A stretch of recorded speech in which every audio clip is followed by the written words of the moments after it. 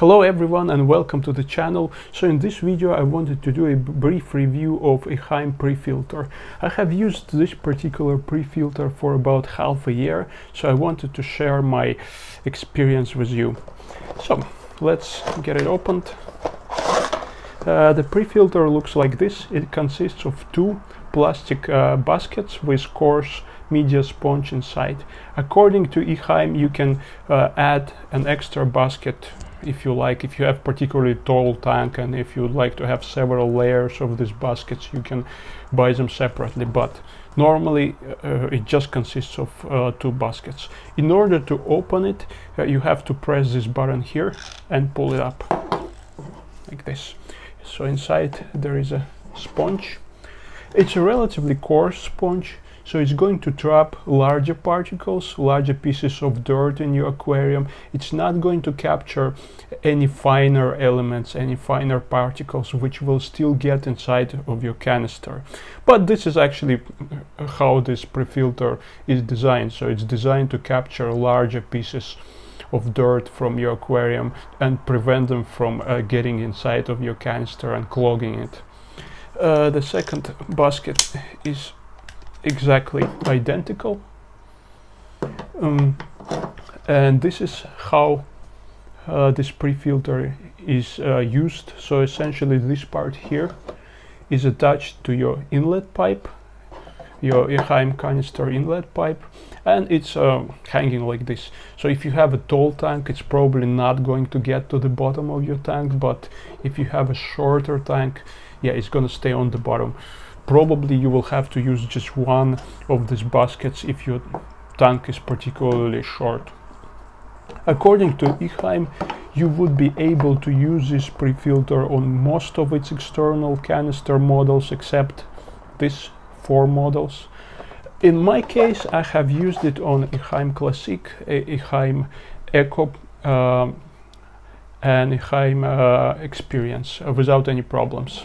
So, well, in my case, I found it relatively efficient, but it has never completely filled with dirt. Usually only the upper basket, upper sponge was filled with particles, and the lower one was usually clean. So, well, my canisters still did get clogged with finer elements, with finer dirt. And yes, I didn't find it very efficient. The other comment that I have about this Prefilter is that it's relatively bulky. So this is how it looks like. It's about 15 centimeter long. It's just approximate sizes. I haven't measured it. And maybe like 8 centimeters thick. And if you have a large tank, probably that's quite fine for you. But if you don't have a large tank, this piece of equipment is going to occupy probably a corner of your tank, and it's quite big and bulky. The other problem that I had with this Prefilter is that, well, you usually have your inlet pipe somewhere in the corner of your tank, which was in my case most of the time. And in some cases, some of my fish would try to get behind this Prefilter or under it, and they would get stuck, so I'll have to remove it to release them. Yeah, so basically the reason why I'm not currently using it is because it's quite bulky and it doesn't trap as much particles and as much dirt as I would like it to. So it hasn't been very useful for me, but it might be a very useful device for you, especially if you're using your canister for biological filtration and you don't want to have any sponges inside of your canister. So essentially this is where you can keep your coarse sponge, and you can only add some finer filter wool inside of your canister.